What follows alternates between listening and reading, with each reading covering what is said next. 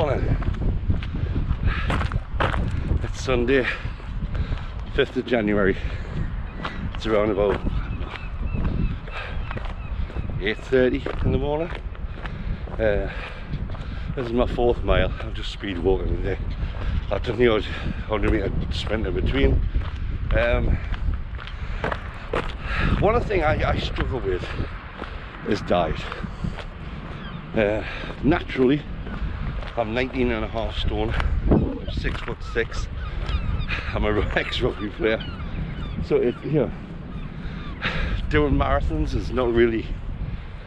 I'm not the ideal weight for that. When I do a marathon, I try to get down to around about 17.5. It's a struggle, I've got to be honest, but I need to compensate for the weight of the outfit, basically. I feel better when I am 17.5, got to be honest, but it's such a struggle to stay there. So this is why every year gets to January, the diet comes out. It's just one of them things. I mean, everybody has a natural weight, and unfortunately mine's massive.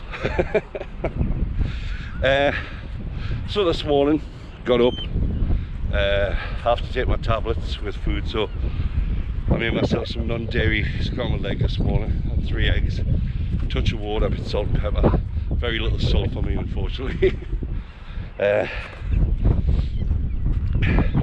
I had a banana and no sugar water, flavoured water.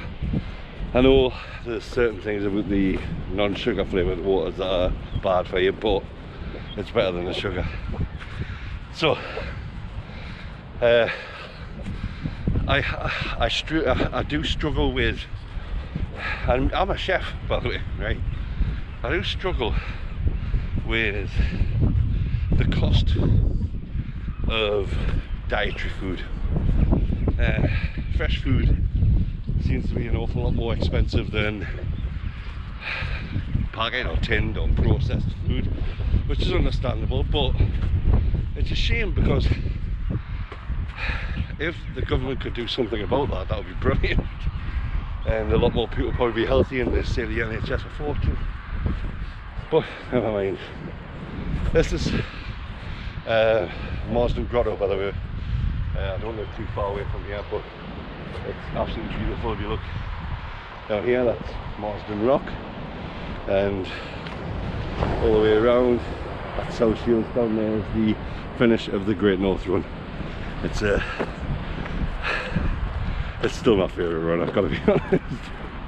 One, it's half the distance of London Marathon, which is awesome. But it's my home run, and you can't beat your home run. So anyway, dietary.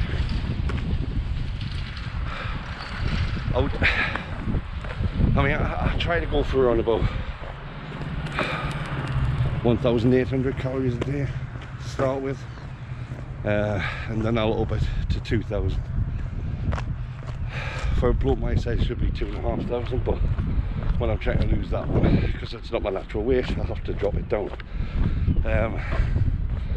But yeah, everybody else has their ways of doing it.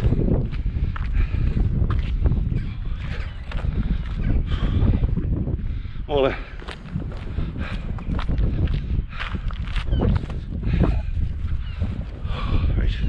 I've got to cut up here now, because the cliffs are falling away over that way, and I don't particularly fancy going down the bottom.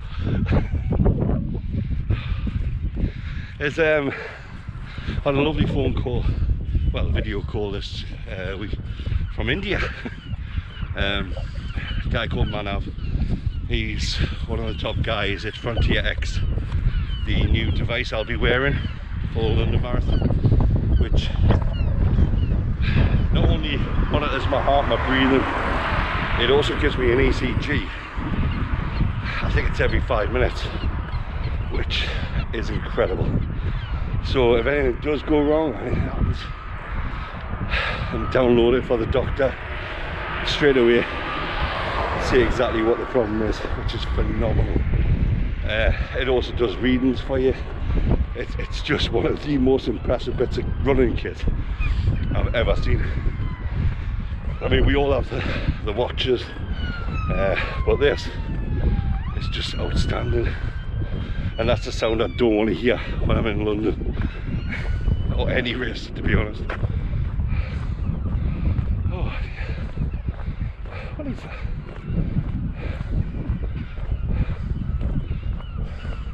Anyway, sorry, there was something very small out of the thing there. It looks like somebody actually rowing, but that can't be. Yeah, so they're sending this out to us this week, basically. It should be here by next week, I hope. And then I'll start training with it and give you feedback on it, because it genuinely looks amazing. Like I say, Paula Radcliffe works with this, and she put me in contact with them. And they'll be at London Marathon Expo, or running show, whatever they're calling it these days. So you get to go and see it for yourself if you're doing London Marathon. See how impressive this stuff is. And to be honest, I don't think it's very expensive for what it does. Won't tell you the price because I haven't settled on it yet. Right. Tomorrow, got a press conference with the Sunderland City 10k half marathon guys, Steve Cram, Alison Kirbysley. It'll be amazing. I'm dressing as Ali Dixon tomorrow because she can't make it, but she is doing a video call, I've heard, so that should be interesting.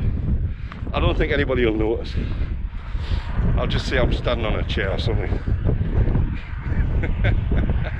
I love you, Ali. I really do. She's lovely, and she's such an athlete. Unbelievable. I'll have to try to practice your running. You do that little flick with your leg at the back. I used to do that actually when I was a kid. Anyway, forget about that.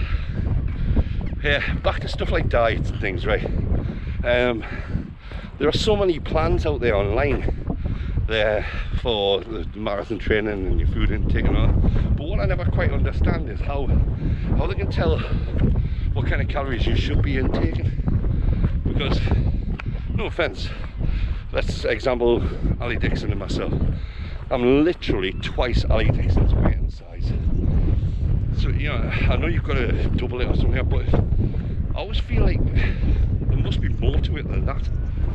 So I will be doing some investigation this week actually. Make sure I've got the right food intake, the right proteins, carbohydrates and all that sort of stuff. So yeah, I'll let you know what I find. So anyway, I'm gonna head off. I'm doing about, I think it's 6 to 8 miles a day. Not massive because I've got a bit of a chest, and it's kind of, one thing I have been told, a great last pull down you can't use for me. If you're injured, just don't.